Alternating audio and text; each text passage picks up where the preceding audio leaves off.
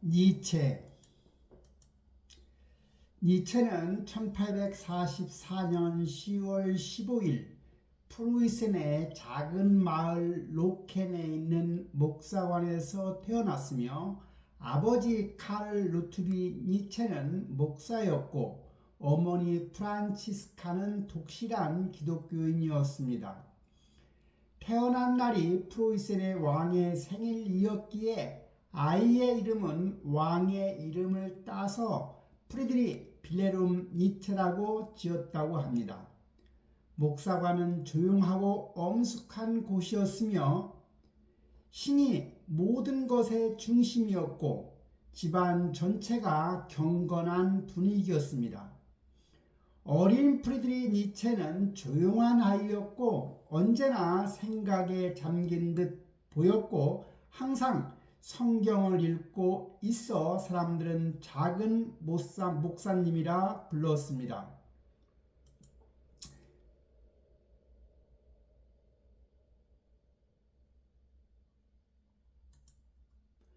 1949년 니체가 5살 되던 해 비극이 찾아왔지요. 아버지가 뇌 질환으로 36살에 생을 마감하게 되었습니다.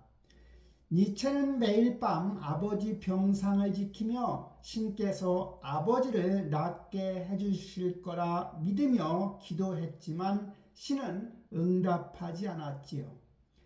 장례식에서 니체는 깊은 의문을 품게 되었고 장례식이 끝나고 얼마 지나지 않자 어린 동생 요제프가 원인 모를 병으로 갑자기 2살에 세상을 떠나게 됐습니다.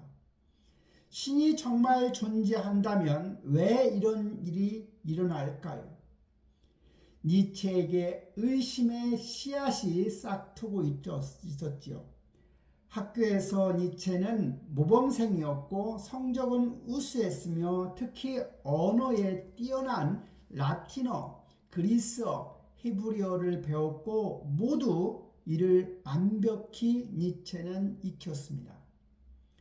니체는 고전문학을 익히고 철학과 역사를 공부했지요. 12살이 되었을 때 그는 명문기숙학교 슐프루타의 장학생으로 선발되어 입학하게 됐습니다. 그 학교에서 친구들을 사귀고 음악을 좋아했고 피아노도 치고 바흐와 베토벤에 대해 심취했지요. 한 친구가 니체에게 신을 믿느냐고 질문했고 니체는 신을 믿고 싶지만 의심이 든다고, 세상에 너무 많은 고통이 있는데 만약 신이 존재한다면 왜 그런 고통을 허락하는지 이해할 수 없다고 친구에게 말했습니다. 신앙과 지식은 양립할 수 없지요. 하나를 택하면 하나를 버려야 하지요. 니체는 지식을 택한다고. 그때가 니체 나이 16살이었습니다. 졸업이 다가올 무렵 어머니에게 편지가 왔는데 대학에서 신학을 공부해 아버지처럼 훌륭한 목사가 되라는 편지 내용이었습니다. 하지만 니체는 문헌학을 공부하기로 목사가 아니라 학자가 되기로 결심하고 1864년 20살에 니체는 본 대학에 입학했지요. 명목상으로는 본 대학에서 신학과였지만 신학은 듣지 않고 문헌학과 철학 강의를 주로 니체는 들었습니다. 그리스 비극을 연구했고 쇼펜하우어를 읽고 음악사를 공부했죠. 그는 헌책방에서 쇼펜하우어의 의지와 표상으로서의 세계를 구입해 읽었는데 이 책이 니체의 삶을 바꾸는 계기가 되었답니다. 3일 만에 니체는 그 책을 다 읽고 충격에 빠졌습니다. 쇼펜하우어는 니체가 그동안 품었던 모든 의심을 명확하게 표현해 주었지요.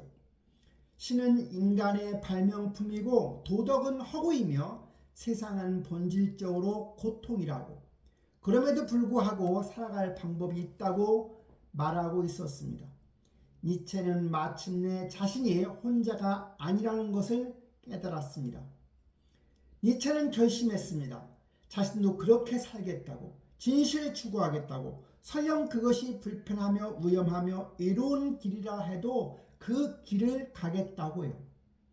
1869년 봄 니체는 24살에 대학도 아직 졸업하지도 않은 상태에서 박사학위도 없었지만 바젤 대학에서 니체에게 교수직을 제안하는 전례 없는 일이 벌어졌습니다.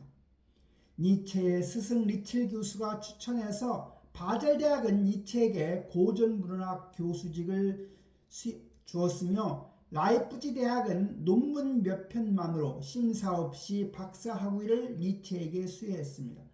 니체는 너무 기뻤습니다. 그의 바그너를 만났지요. 바그너는 당대 최고의 작곡가였고 그의 오페라는 유럽 전역에서 공연되었고 바그너 이름은 전설이었습니다.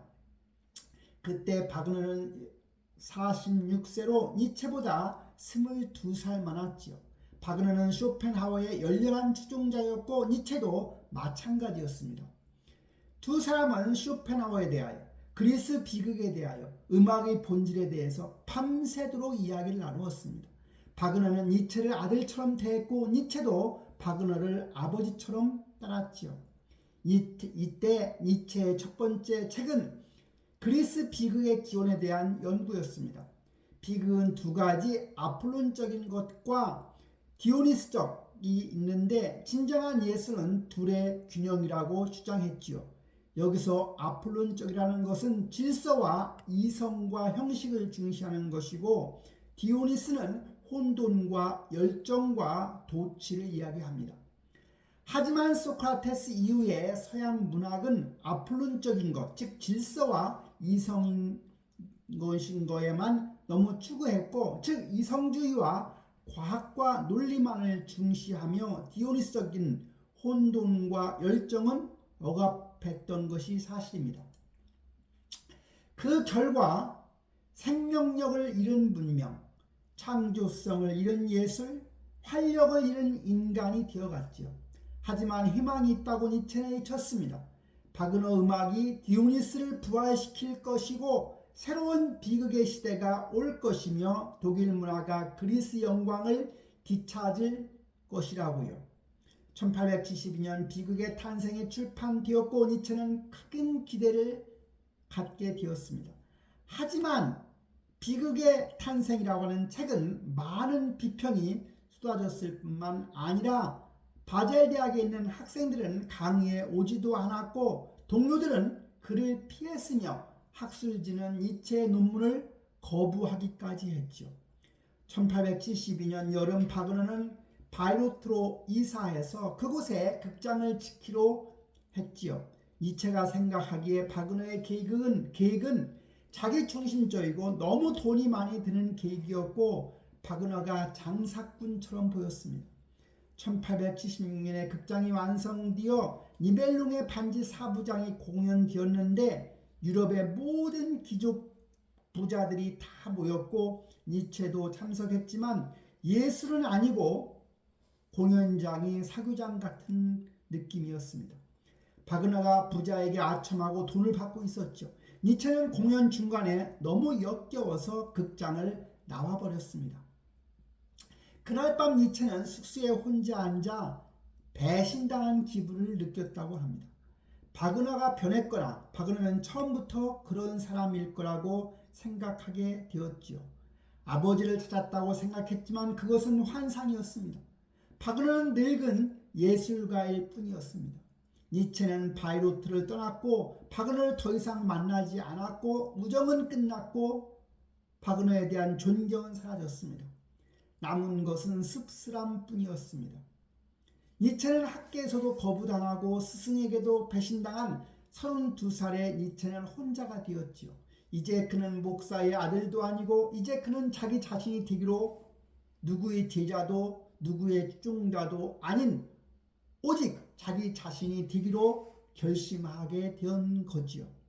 그 결심이 그를 더 깊은 고독으로 더 위험한 사상으로 결국에는 광기로 이끌게 됩니다. 1876년 가을 스위스 알프스 산정에 니체는 혼자 앉아 있었습니다. 고독했지만 그래도 자유로웠습니다. 쇼펜하우어의 염세주의, 바그너의 낭만주의, 독일 문화의 우월성, 그 모든 것이 의심스러웠지만 새로운 사상을 구축하기에는 니체의 몸이 너무 아팠습니다. 니체는 평생 병약했으며 어린 시절부터 두통에 시달렸고 눈이 나빴고 위장이 약했는데 1870년 중반부터는 증상이 급격히 악화되었습니다. 1879년 니체는 34살의 건강 문제로 바젤 대학을 그만두게 되었습니다. 하지만 바젤 대학은 니체에게 연금을 지급했고 니체는 평생 그 연금이 니체가 스스로 책을 쓸 수 있게 하는 자금원이 되었습니다. 니체는 유랑자가 되어서 기후가 따스한 곳을 찾아다니며 집필 활동을 계속했죠. 작은 여관방에서 혼자 살며 가구도 없고 소지품도 적었으며 친구도 없었고 하루 종일 방에 앉아 방에 틀어박혀 글을 썼고 두통이 오면 눕고 조금 나아지면 다시 일어나 글을 썼으며 그는 아침 일찍 일어나 간단한 아침 식사 후에 산책을 나갔지요.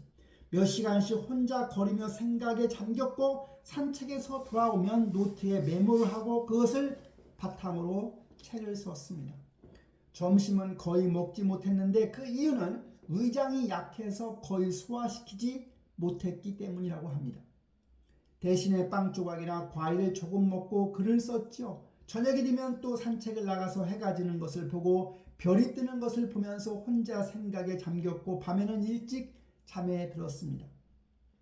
두통과 피로 때문에 늦게까지 깨어있을 수가 없었습니다. 애로운 삶이었습니다. 하지만 니체는 이렇게 말했습니다. 고독만이 진정한 사유를 가능하게 한다고. 사람들과 함께 있으면 타협하게 되고 눈치를 보게 되어 진실을 말하지 못하게 된다고. 이 시기에 니체는 놀라운 작품들을 쏟아냈습니다. 1878년에 인간적인 너무나 인간적인을 출판하며 쇼펜하우어와 바그너로부터 완전히 결별했고 형이상학을 거부하고 낭만주의를 비판했으며 인간을 있는 그대로 보려고 했습니다. 1881년에는 아침 노을을 통해서 도덕의 기원을 탐구했는데 선과 악은 절대적이지 않다고, 도덕은 역사적으로 만들어진 것이라고 주장했지요. 1882년에는 즐거운 학문을 출판하여 처음으로 신은 죽었다고 선언했습니다. 신은 죽었다. 신은 죽은 채로 있다. 그리고 우리가 그를 죽였다. 하지만 사람들은 이 말을 오해했습니다. 니체가 신의 부재를 기뻐한다고 생각했지만 실제로 그 반대였습니다. 니체는 두려웠습니다. 신이 없다면 무엇이 선과 악을 정의할까? 신이 없다면 삶의 의미는 어디서 올까? 신이 없다면 인간은 무엇을 믿고 살아야 하나? 서양 문명은 2000년 동안 기독교의 기반이 있었고 도덕도 법도 예술도 모든 것이 신의 존재를 전제로 했는데 이제 그 토대가 무너진 것입니다. 니체는 이것을 허무주의의 도래라고 불렀는데 모든 가치가 무너진 시대, 모든 의미가 사라지는 시대, 위험한 시대지만 동시에 기회이기도 했습니다. 낡은 가치가 무너졌다면 새로운 가치를 만들 수 있지 않을까? 신이 죽었다면 인간이 스스로 의미를 창조할 수 있지 않을까? 이것이 니체의 새로운 프로젝트였고 그는 이것을 웨버맨시, 즉 초인이라고 불렀던 겁니다. 1883년 여름 질스 마리아에서 니체는 산책을 하고 있었는데 한 생각이 너무나 강렬해서 그는 자리에서 멈춰 섰습니다. 바로 영원회귀였습니다. 영원회귀는 모든 것을 영원히 반복된다는 생각이었습니다. 이 순간, 이 삶의 고통, 이 기쁨 모든 것이 똑같이 무한히 반복된다고 한 번이 아니라 영원히 끝없이 말입니다. 만약 그렇다면, 만약 당신이 지금 이 삶을, 이 고통을, 이 실패를 영원히 반복해야 한다면 그래도 살겠는가? 그래도 긍정할 수 있는가? 대부분의 사람들은 아니라고 대답할 것입니다. 한 번도 힘든데 영원히 반복한다니 끔찍하다고요. 하지만 니체는 말했습니다. 진정한 긍정은 그것을 받아들이는 것이라고. 영원히 반복되더라도 괜찮다고, 다시 한번 살고 싶다고 말할 수 있어야 한다고요. 그것이 초인의 조건이었다고 합니다. 삶을 있는 그대로 긍정하는 것, 고통도 실패도 비극도 모두 받아들이고 그럼에도 불구하고 삶을 사랑하는 것이었습니다. 니체는 흥분했습니다. 이것이 자신이 찾던 답이라고 생각하며 곧바로 숙소로 들어가 글을 쓰기 시작했습니다. 글을 쓰기 시작한 열흘 만에 책 한 권이 완성되었는데 그 책이 바로 자라투스트라는 이렇게 말했다 제1부였습니다. 이 책은 니체의 가장 유명한 책이 되었지만 동시에 가장 이해하기 어려운 책이기도 했습니다. 철학서가 아니라 시에 가까웠고 논증이 아니라 선언이었으며 설명이 아니라 일침에 가까웠지. 자라투스트라는 산에서 내려와 사람들에게 설교합니다. 신은 죽었다고, 초인을 기다리라고, 영원 회귀를 받아들이라고 말하지만 아무도 듣지 않았습니다. 사람들은 비웃고 조롱하며 예면하는데 이것은 니체 자신의 이야기였습니다. 그는 책을 출판했지만 아무도 읽지 않았고 서점에서도 팔리지 않았습니다. 평론가들은 이 책을 무시했으며 학계는 관심조차 보이지 않았는데 니체는 절망할 수밖에 없었습니다. 자신의 가장 위대한 작품을 이렇게 묻혀버리다니. 하지만 멈출 수 없었고 그는 계속 썼습니다. 제2부, 제3부, 제4부를 완성하며 자라투스트라 시리즈를 끝냈지만 건강은 더욱 악화되었죠. 1884년 니스에서 어머니와 여동생 엘리자베트와 함께 겨울을 보냈는데 가족과 함께 있는 것은 정말 고통이었습니다. 어머니는 여전히 그를 목사로 만들려고 했고 여동생은 그의 책을 이해하지 못했으며 여동생 엘리자베트는 반유대주의자인 베르나르트 포에르스타와 결혼하기로 했지요. 니체는 격렬히 반대했습니다. 포에르스타는 광신자이고 사기꾼이라고, 반유대주의는 어리석은 편견이라고 외쳤지만 엘리자베트는 듣지 않았고 결혼해서 남편과 함께 파라과이로 이민을 갔는데 거기서 아리안 인종의 순수한 공동체를 만들겠다는 계획을 가지고 떠난 것입니다. 니체는 여동생과도 결별했습니다. 1886년에 선악 저편을 출판하여 도덕에 대한 과격한 비판을 펼쳤는데 기독교 도덕은 약자의 도덕이라고, 강자를 억압하는 노예 도덕이라고 주장했던 거죠. 1876년에는 도덕의 계보를 통해서 도덕이 어떻게 만들어졌는지를 추적했는데 선과 악은 절대적이지 않고 권력 관계에서 나온 것이라고 설명한 책이었습니다. 1888년 니체는 토리노, 이탈리아 북부에 있는 토리노에 정착하게 되었습니다. 거기서 인생의 마지막 생산적인 시기를 보냈던 거죠. 그는 5권의 책을 썼는데 놀라운 속도였다고 합니다. 마치 시간이 얼마 남지 않았다는 것을 알고 있는 것처럼 서둘러 모든 것을 니체는 쏟아냈습니다. 니체는 자서전 이 사람을 보라는 책을 썼는데 자신을 운명이라고, 역사의 전환점이라고, 미래를 여는 사람이라고 선언했습니다.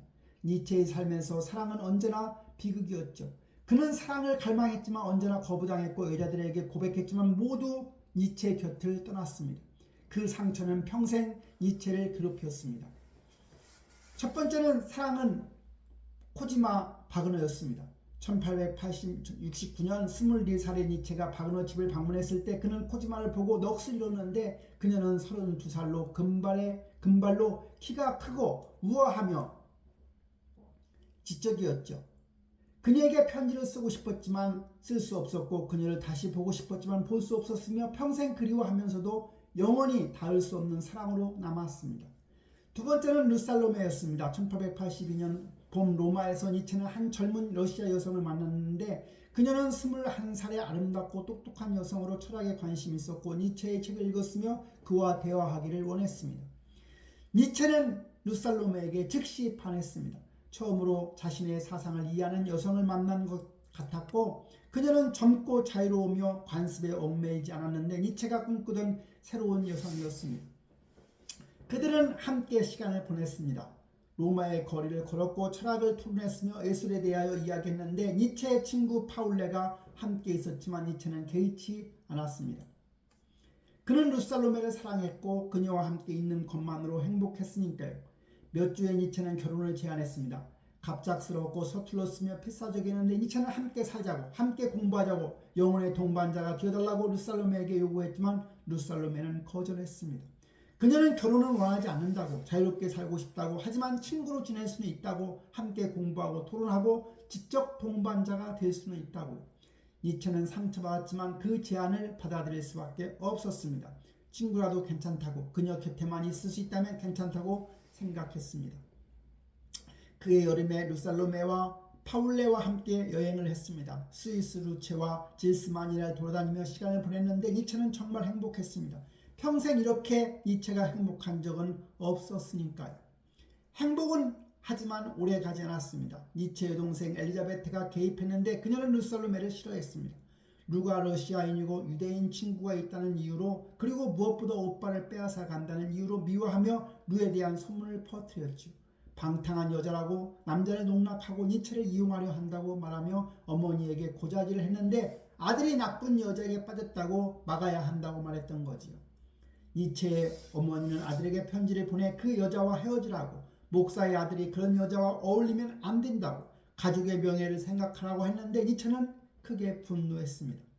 가족이 자신의 삶에 간섭하는 것을 참을 수 없었지만 동시에 상처를 너무 크게 받았습니다. 1880년 니체는 또 다른 여자에게 결혼했는데 이름은 알려지지 않았지만 친구의 동생이었고, 편지를 청혼했는데 답장조차 받지 못했습니다. 1887년도에도 한 번 시도했지만 역시 거절당했습니다. 니체는 왜 이렇게 사랑받지 못했을까요? 외모 때문이었을까요? 그는 잘생기지 않았고 작은 키에 구분 등 두꺼운 안경, 콧수염으로 병약해 보였으며 어딘가 불안정해 보였습니다. 성격 때문이었을까요? 그는 강렬했고 너무 진지했으며 너무 열성적이었고 너무 요구가 많았는데 가벼운 농담을 하지 못했고 사교적이지 못했으며 타협을 모르는 사람이었습니다. 니체는 대학을 나와 대학에서 주로 연금으로 살았으며 작은 여관방을 전전하며 글을 쓰는 무명의 철학자로 미래도 불확실했고 건강도 나빴고 안정적이지 않았습니다. 아니면 그의 세상 때문이었을까요? 신을 부정하고 도덕을 거부하며 모든 가치를 뒤집으려는 사람이었으니 당시 여성들에게는 그는 위험한 사람으로 보였을지도 모르지요. 이유가 무엇이든 니체는 사랑받지 못했고 그것은 그를 더욱 고독하게 만들었습니다. 그는 편지에 이렇게 썼습니다. 나는 혼자다. 끔찍하게 혼자다. 아무도 나를 이해하지 못한다. 아무도 나를 사랑하지 않는다. 나는 미래를 위해 쓴다. 언젠가 누군가는 내 말을 들어줄 것이다. 그 예언은 맞았습니다. 니체가 말하고자 한 것은 무엇일까요? 인간은 완성된 존재가 아니라 진화의 끝이 아니라 과도기적 존재, 즉 동물에서 초인으로 가는 중간 단계일 뿐이라는 것이었습니다. 그러기 위해서 첫째, 모든 낡은 가치를 파괴해야 한다고 주장했던 거죠. 기독교 도덕, 선과 악의 이분법, 내세에 대한 믿음, 약자를 위한 동정심, 모든 것이 인간을 약하게 만든다고 했습니다. 기독교는 약자의 종교라고 말했습니다. 고통받는 자, 가난한 자, 억압받는 자를 위로하는 종교지만 그 위로가 독이라고 했는데 왜냐하면 그것은 사람들을 현실에 안주하게 만들기 때문이라는 것이었습니다. 이 세상은 고통스럽지만 참으라, 내세에서 보상받을 것이다. 이것이 기독교의 메시지였지만 니체는 물었습니다. 내세가 없다면 만약 이 삶이 전부라면 그렇다면 우리는 지금 여기서 최대한 강하게 창조적으로 아름답게 살아야 하지 않는가? 기독교 도덕은 강자를 억누른다고 니체는 비판을 했던 겁니다. 겸손하라, 온유하라, 원수를 사랑하라. 이런 가르침은 강한 자를 약하게 만들고 사자를 양으로 만든다는 것이었습니다. 니체는 도덕의 역사를 추적했습니다. 원래 좋음은 고귀함, 강함, 아름다움을 의미했고 귀족의 가치였으며 나쁨은 단지 평범함을 의미했다고 했습니다. 하지만 약자들의 노예들이 억압받는 자들이 반란을 일으켰는데 물리적 반란이 아니라 정신적 반란이었고 그들은 가치를 뒤집었다는 것입니다. 강한 것은 악하다. 약한 것이 선하다. 교만한 것은 죄다. 겸손한 것이 덕이다. 이 세상을 지배하는 것은 악이다. 내세를 기다리는 것이 선이다. 이것이 노예의 도덕이었고 기독교가 이 도덕을 제도화했고 2000년 동안 서양을 지배한 도덕이었다고 니체는 말했습니다. 니체는 이것을 거부했습니다. 이제 그 거짓말을 끝내야 한다고, 노예 도덕을 넘어서야 한다고요. 둘째는 스스로 가치를 창조해야 한다고 말했습니다. 신이 가치를 주지 않는다면, 사회가 가치를 주지 않는다면 우리 스스로가 만들어야 하는데 예술가가 작품을 창조하듯이 우리는 우리 삶을 창조해야 한다는 것이었습니다. 니체는 이것을 예술가적 삶이라고 불렀습니다. 자신의 삶을 예술작품으로 만드는 것, 아름답게 강렬하게 의미있게 만드는 것이었고 내 삶을 사랑하라, 운명을 사랑하는 것이 니체의 핵심 메시지였던 겁니다. 라틴어로 아모로 파티, 운명이라고 부르는데 일어나는 모든 일은 고통도 기쁨도 실패도 성공도 모두 사랑하고 긍정하는 것이었습니다. 그리고 영혼 회개를 받아들이는 것, 이 삶이 영원히 반복된다 해도 다시 한 번이라고 외칠 수 있는 삶을 사는 것이었습니다. 셋째는 힘의 의지를 실현해야 한다고 했습니다. 니체에게 삶의 본질은 힘의 의지였는데 쇼펜하우는 맹목적인 생존 의지라고 했지만 니체는 더 나아갔습니다. 단순히 살아남는 것이 아니라 성장하고 확장하고 창조하려는 의지라고요.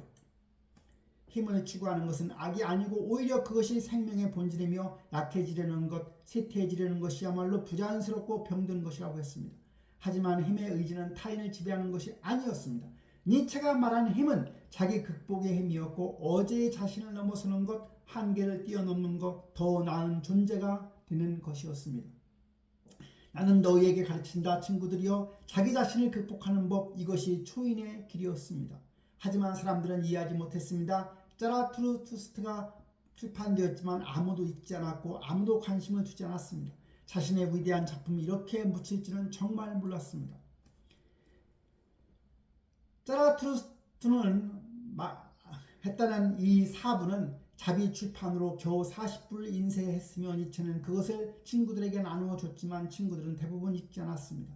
왜 사람들은 이해하지 못했을까요? 너무 과격했기 때문이었습니다. 신을 부정하고 도덕을 거부하며 기독교를 공격하는 책을 당시 사람들이 받아들일 수 없었고 신성모독으로 보였으며 위험한 사상으로 여길 수밖에 없었던 거죠. 너무 어려웠기 때문이기도 했습니다. 철학서가 아니라 시에 가까웠고 논리적 설명 대신에 은유와 상징으로 가득했으며 보통 사람들이 읽기에는 너무 복잡했습니다. 그리고 니체 자신도 오해를 불러일으켰습니다. 약자와 실패자는 멸망해야 한다. 전쟁은 인간을 고귀하게 만든다. 이 같은 구절 등은 오해하기 쉬운 내용이었고 실제로 나중에 나치가 니체를 왜곡해서 이용한 것도 이런 구절 때문이었다고 합니다. 1886년 그는 선악의 저편을 출판했는데 더욱 과격한 책으로 도덕은 허구라고 진리는 관점에 따라 다르다고 절대적인 것은 없다고 주장하기에 이르렀죠. 1887년 도덕의 계보를 통해 기독교 도덕이 어떻게 만들어졌는지, 왜 그것이 독인지를 설명했습니다. 니체는 책을 쓸수록 이루어졌지만 동시에 더 확신에 차게 되었습니다. 자신이 옳다고 세상에 틀렸다고 언젠간 사람들이 이해할 것이라고 믿었습니다. 1888년 여름 토리노에서 니체는 마지막 불꽃을 태웠습니다. 그는 초인적인 속도로 글을 썼는데 하루에 10시간, 15시간씩 두통도 눈병도 위장병도 잊은 채 미친 듯이 썼고 5권의 책이 쏟아져 나왔습니다. 우상의 상원, 안티크리스트, 이 사람을 보라, 디오니스 창가였는데 특히 안티크리스트는 기독교에 대한 전면적인 공격이었습니다. 그는 기독교를 인류 최대의 불행이라고, 생명을 부정하는 종교라고, 약자의 복수라고 비난했던 거죠.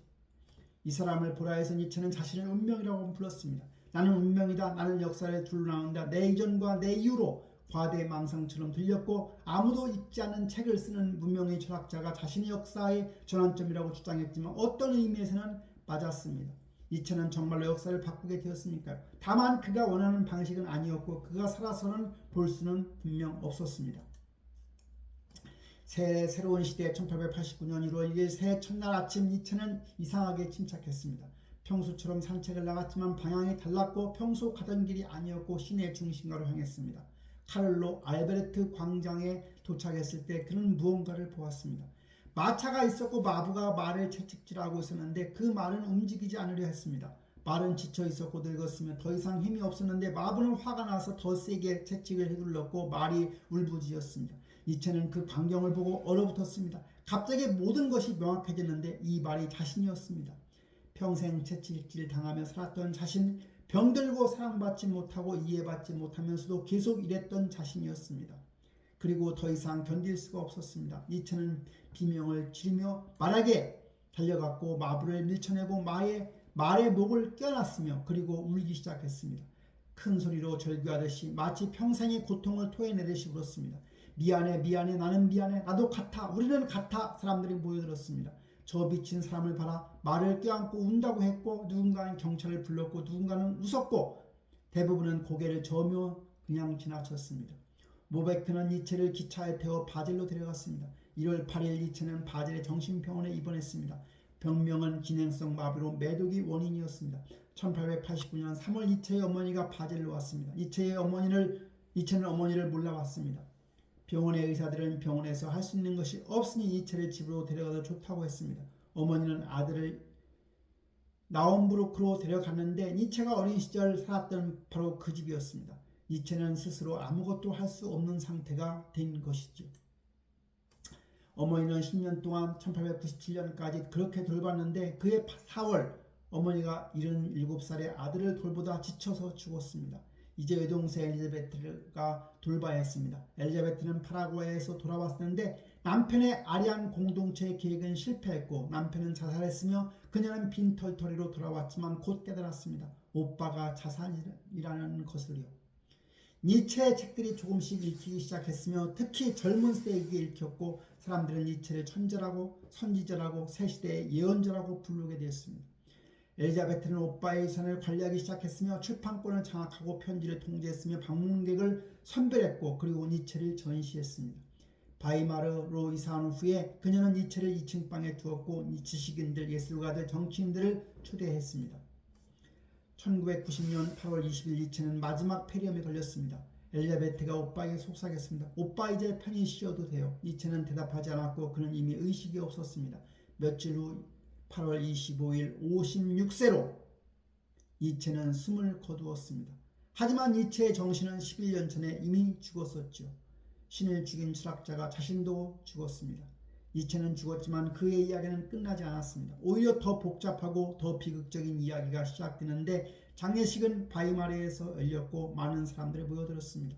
장례식에 온 사람들은 니체가 살아있는 동안에 니체의 책을 읽지 않았고 니체의 편지에 답하지도 않은 사람들이었고 즉 니체를 미친 사람 취급하던 사람들이 장례식에 온 것이었습니다. 이제 니체가 죽자 그들은 니체를 천재라고 불렀습니다. 엘리자베트는 오빠의 유산을 완전히 장악하고 니체 아카이브를 설립했고 스스로 관리자가 되었습니다. 모든 출판권을 통제했지만 그녀는 오빠의 사상을 이해하지 못했으며 이해하려 하지도 않았고 대신 자신의 신념에 맞게 정치적으로 니체를 왜곡했던 것입니다. 엘리자베트는 극단적인 민족주의자였고 반유대주의자였는데 그녀는 니체의 글을 편집하고 문맥을 바꾸고 삭제하면서 니체를 독일 민족주의의 철학자로 만들었으며 니체가 평생 비판했던 것들 즉 반유대주의, 민족주의, 국가 숭배를 니체가 옹호한 것처럼 주장했습니다. 니체의 미완성 노트를 모아서 권력에 의지하는 책으로 출판했지만 그 책은 니체가 완성한 원한 책이 아니었고 엘리자베트가 자의적으로 선택하고 배열한 책에 불과했습니다. 그녀는 니체가 거부한 구절들을 포함시키고 니체가 폐기한 생각들을 마치 그의 최종 사상인 것처럼 제시했던 거죠. 1990년대 니체는 점점 유명해졌으며 잘못된 방식으로였습니다. 독일의 젊은이들은 니체를 읽으며 초인 사상을 오해했는데 초인이란 강한 개인이 약한 자를 지배하는 것이라고 약자는 멸망해야 한다고 생각했습니다. 하지만 니체가 의미하는 초인은 자기 극복이었습니다. 어제의 자신을 넘어서는 것, 자신의 한계를 뛰어넘는 것이었지만 사람들은 그것을 타인에 대한 지배로 이해했습니다. 제1차 세계대전이 터졌을 때 독일 군인들은 배낭에 니체의 책을 넣고 다녔는데 자라투스트는 이렇게 말했다가 전쟁터에서 읽혔고 군 지도자들은 니체를 이용했습니다. 살아남지 못하는 것은 멸망해야 한다. 전쟁은 인간을 고귀하게 만든다. 니체가 전쟁 찬양자가 되었지만 실제 니체는 전쟁을 혐오했던 사람 중에 하나입니다. 니체는 보불전쟁에 의무병으로 참전했다가 끔찍한 경험을 한 바 있었고 평생 전쟁을 비판했는데 니체가 말한 전쟁은 은유였습니다. 자기 자신과의 싸움, 낡은 가치와의 투쟁, 안락함에 대한 저항이었지만 사람들은 그것을 문자 그대로 받아들였습니다. 1920년대 엘리자베트는 더욱 극단적이 되었습니다. 그녀는 무솔리니를 만났고 파시즘을 지지했으며 나치 운동에 동조했는데 1930년대 나치가 권력을 잡았을 때 엘리자베트는 아돌프 히틀러를 니체 아카이브로 초대까지 했죠. 1934년 히틀러가 방문했습니다. 엘리자베트는 총통을 환영했고 오빠들의 책을 보여주었으며 니체가 나치의 사상적 선구자라고 주장했는데 히틀러도 너무 기뻐했습니다. 초인 사상은 아리안 인종의 우월성으로 왜곡되었고 햄의 의지는 다른 민족에 대한 지배로 해석되었으며 노예 도덕 비판은 유대인 학살의 정당화로 이용되었던 것입니다. 니체의 이름으로 수백만 명이 죽었고 그가 평생 반대했던 것들이 니체의 이름으로 자행되었던 것입니다. 니체는 자신을 폴란드 귀족의 후손이라고 주장하며 독일인이라고 불리는 것을 거부한 사람이고 명백히 국가 권력을 비판했던 사람 중에 한 사람입니다. 국가를 가장 차가운 괴물이라고 불렀고 국가주의를 우상숭배라고 비난까지 했던 니체지요. 하지만 죽은 사람은 말할 수가 없었고 살아있는 사람들이 그를 이용했던 것입니다. 엘리자베트는 1935년에 죽었는데 마흔 85살이었고 그녀의 장례식에 히틀러까지 참석했으며 나치 고위 인사들까지 조문했습니다. 그녀는 끝까지 자기가 옳다고 믿었는데 오빠를 세상에 알렸다고 오빠의 사상을 실현시켰다고 믿었지만 사실은 정말 그 반대였습니다. 제2차 세계대전이 끝난 후에 니체의 평판은 바닥으로 떨어졌습니다. 나치의 철학자, 파시즘의 이론가, 인종주의자로 사람들은 니체를 그렇게 기억했고 대학에서 니체의 책은 금기가 되었으며 그의 책은 위험하다고 읽어서는 안 된다고 여겨졌고 전후 세대는 니체를 거부했습니다. 하지만 1950년대부터 진실이 서서히 밝혀지기 시작했지요. 학자들이 니체의 원본 원고를 조사했고 충격적인 사실을 발견했는데 엘리자베트가 얼마나 많이 주작했는지를 알게 되었던 것입니다. 1960년대부터 니체는 재평가되기 시작했습니다. 프랑스의 철학자들 특히 푸코, 들레즈, 데리다가 니체를 다시 읽었고 그들은 니체에게 전혀 다른 것을 발견했는데 니체는 파시즘의 철학자가 아니라 포스트 모더니즘의 선구자라고 평가했던 겁니다. 미국에서도 니체 연구가 활발해졌습니다. 월터 카프만과 같은 학자들이 니체를 옹호했고 나치의 왜곡을 폭로하며 진짜 니체를 보여주려고 했던 겁니다. 오늘날 니체는 가장 영향력 있는 철학자 중에 한 명입니다. 실존주의, 포스트 모더니즘, 심리학, 문학이론이 모두 니체의 영향을 받았고 까미, 사르트르, 하이데거, 푸코, 들레즈 같은 20세기의 위대한 사상가들 모두가 니체를 읽었으며 그에게서 영감을 받았다고 합니다. 어떤 사람들은 니체를 허무주의라고 생각하는데 모든 가치를 부정하는 사람들이라고 여기지만 니체는 허무주의를 극복하려고 했고 낡은 가치를 파괴하고 새로운 가치를 창조하려고 했던 사람입니다. 어떤 사람들은 니체를 개인주의자로 생각하지만 타인을 신경 쓰지 않는 이기주의라고 여기지만 니체는 연민을 가르쳤고 다만 약자를 영원한 약자로 만드는 동정심이 아니라 타인이 강해지도록 돕는 진정한 사랑을 말했던 것입니다.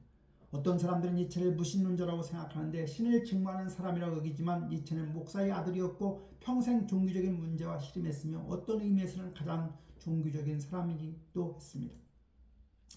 니체는 정말 복잡합니다. 모순적이고 과격하며 오해받기 쉬운데 그래서 위험하기도 하고 매혹적이기도 하지만 그는 편안한 철학자는 분명 아닙니다. 그의 책을 읽으면 불편해지는데 자신이 믿던 것들이 흔들리고 당연하다고 생각한 것들이 의심스러워지며 편안한 안주가 불가능해집니다. 하지만 그것이 바로 니체가 원한 것이었습니다. 사람들을 깨우는 것, 생각하게 만드는 것, 스스로 질문하게 만드는 것이었고 너는 초인이 디구에 무엇을 했는가라는 이 질문은 여전히 유효한 것입니다. 100년이 지났지만 여전히 우리에게 묻고 있습니다. 밤이 깊어갑니다. 토리노의 카를 알베르트 광장은 조용한데 100년도 더 지났지만 그 광장은 여전히 그곳에 있고 사람들이 오가며 마차 대신에 자동차가 지나가지만 돌길은 그대로입니다. 신을 죽이고 도덕을 부정하며 모든 가치를 전복하는 것은 위험한 작업이었고 인간이 기대는 모든 것을 무너뜨리는 작업이었는데 니체는 허무의 심연을 들여다보았고 그 심연도 그를 들여다보았으며 너무 깊이 들어간 사람은 돌아오지 못한다고 했습니다. 괴물과 싸우는 자는 자신도 괴물이 되지 않도록 조심해야 한다고 경고했습니다. 심연을 오래 들여다보면 심연도 너를 들여다본다. 자기 자신에 대한 경고였을지도 모릅니다.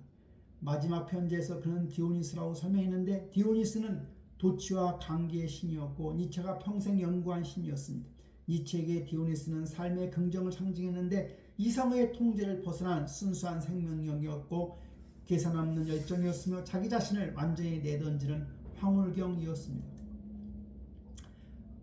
어쩌면 그의 마지막 순간은 그가 평생 꿈꾼 디오니스적 도치였을지도 모르는데 모든 경계가 무너지고 자아가 사라지면 우주와 하나가 되는 순간이었을까요? 아니면 단지 병든 뇌의 망상이었을까요? 우리는 알 수가 없습니다.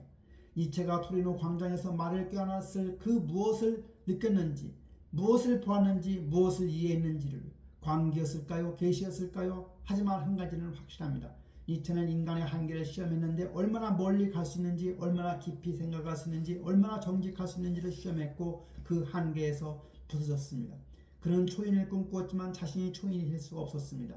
병약한 몸, 사랑받지 못한 마음, 고독한 영혼으로 그는 너무나 인간적이었지만 하지만 그 실패가 어쩌면 그의 가장 위대한 가르침이었는지도 모릅니다.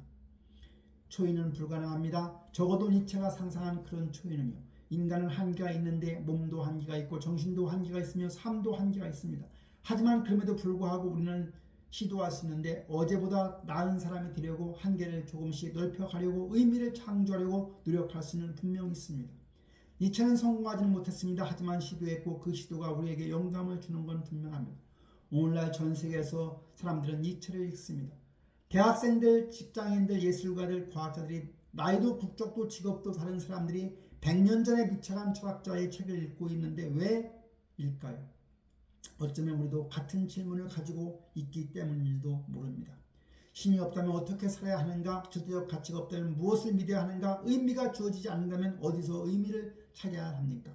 현대인들은 니체가 예언한 허무주의 시대에 살고 있습니다. 종교는 힘을 잃었고 이데올로기는 무너졌으며 전통적 가치는 의심하는데 무엇이 옳은지 어떻게 살아야 하는지 아무도 확실히 말하지는 못합니다. 그럴 때 니체는 말합니다. 스스로 창조하고 자신만의 가치를 만들려고 남들이 정해진 삶이 아니라 자신의 선택한 삶을 살라고요. 쉽지는 않습니다. 니체도 그것이 쉽지 않다는 것을 알았고 그래서 그는 말했습니다. 죽지 않는 것은 너를 강하게 만든다고요. 고통을 피하지 말고 실패를 두려워하지 말라고 그것들이 당신을 성장시킬 것이라고 말했습니다. 니체 자신의 삶이 증명합니다. 병든 몸으로 사랑받지 못하며 무명으로 살았지만 그는 위대한 작품을 남겼는데 고통 때문이 아니라 고통에도 불구하고 그렇게 했습니다. 토리노 광장에서 이제 작은 표지판이 있습니다. 1889년 1월 3일 이곳에서 철학자 프리드리히 니체가 정신적 분기를 겪었습니다. 관광객들이 가끔 거기서 멈춰서 사진을 찍는데 어떤 이들은 슬픈 표정을 짓고 어떤 이들은 무관심하게 지나갑니다. 하지만 어떤 사람들은 그곳에서 서서 생각합니다. 한 사람이 이곳에서 무너졌구나. 천재가 광기로 넘어간 순간이 이곳이었구나 하면서요.